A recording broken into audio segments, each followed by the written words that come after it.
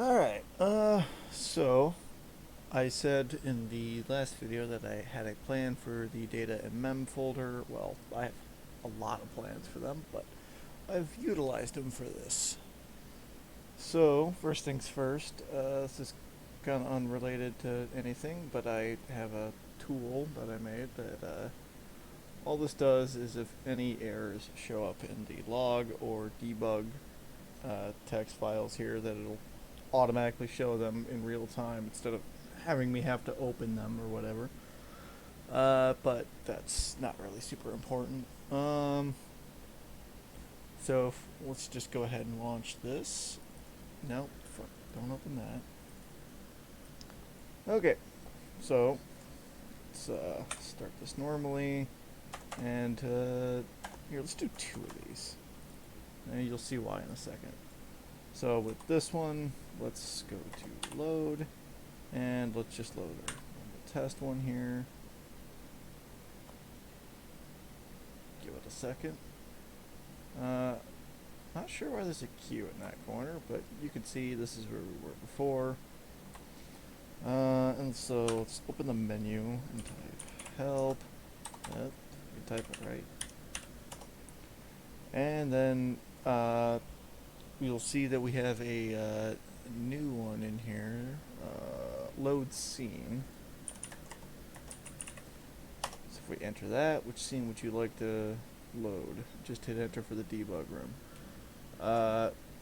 Actually, the debug room I renamed to 0, so that won't work. But if we just load up 0 here, see we are now in the debug room scene. Now, I open 2 of these because if we go to extras, you see we have another option. And so let's go to that, and then here's a list of all of my current scenes that I have. Now I think about it, this should probably be in the console version too, but whatever. Just load 0. You awaken in a dark room. You have no memory of how you got here. The only thing you can remember is that your name is placeholder.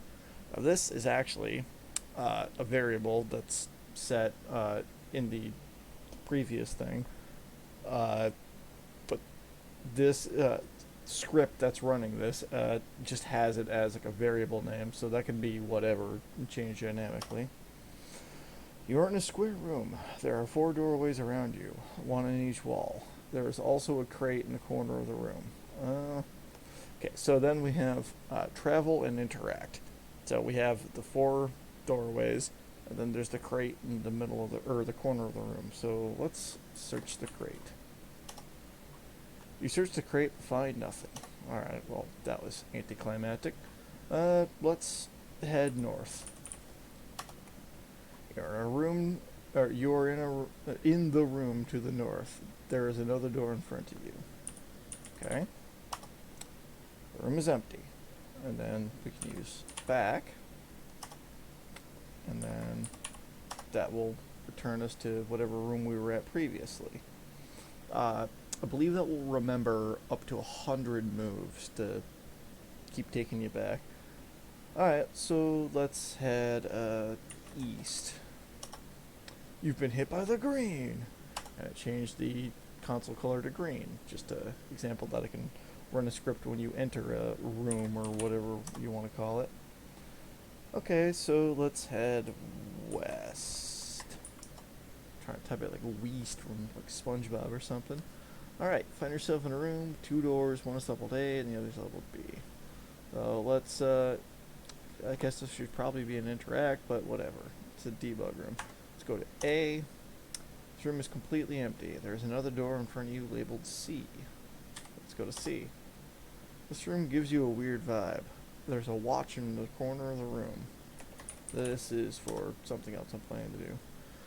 There is a note on the back of the watch that reads, Dave, watch, leave it alone, dummy.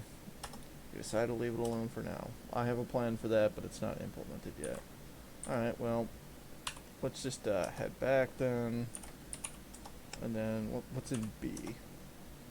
The room is completely empty. There's another door in front of you labeled C. Wait. This is the same room with the watch. So, this was for me testing like a looping map or being able to teleport or something. So I'm actually in the exact same room that I was before. If C, I'm in West C. If I go back, I'm in B. Hold on. And if I go to A and then C and then type back, it does actually take me back to A, even though that was in fact the exact same room. Okay, so let's head south. There's a man named Dave. Everyone say hi to Dave. So I guess let's talk to Dave. You attempt to talk to Dave, but he decides he doesn't like you and blasts you with a magical spell. Why'd it have to be this way, Dave? You got murked by Dave. You have died. God damn it, Dave. It's basically all I have for now, but I am working on a few other things. Obviously something with that watch, for starters. But I have a few other cool things that I think I can implement into that for now. Oh yeah, that's really it. That's all I got for right now. Oh, I guess I should mention what the data and mem folders are about. So if we go ignore all of this except for scenes, here we have that scene 0 I was talking about. So if we go into there, you can see that all of the rooms are just directories, and then I have all these weird 1, 2, and so on. Here's the crate with the extension .cmd. That's important because it's an executable, but it won't show up like the batch files here, or it will show up, unlike the batch files here. So we examine or open the crate. You can see it's just exactly the code you'd expect. So 0 is just sets up a bunch of parameters for whatever you got to do for the scene, and then we have the actual scripts that run. You can see earlier I said that where it said placeholder name, it was actually like a variable name. There it is. And let's see, the only other thing of note with this is if we go to West and then A, you can see that we have a folder called C, which I had to have in order for it to show up under travel. But, oh, I forgot that's even in there. This should just be a file that says dummy, but you shouldn't ever actually be able to go into this directory. So what we have here is a file called c.bat, not cmd, but bat. That's important because this won't show up, but it will run if I try to enter this directory here, and all this does is just navigate us to the B/C directory.